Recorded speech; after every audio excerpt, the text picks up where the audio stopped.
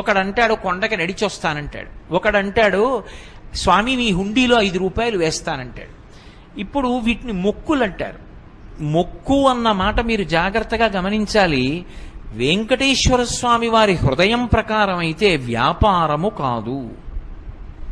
అది పాపము వలన దుఃఖం వస్తోందని వాడు తెలుసుకోవాలి.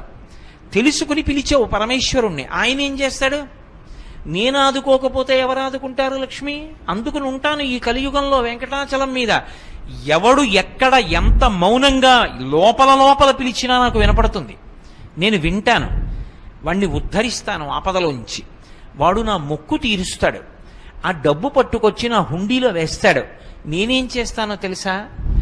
పరమధర్మాత్ముడు నన్ను చూడకుండా ఉండలేక, నాన్నగారిని చూడకుండా ఉండలేక వచ్చినటువంటి కొడుకులా, నన్ను చూడకుండా ఉండలేక వచ్చిన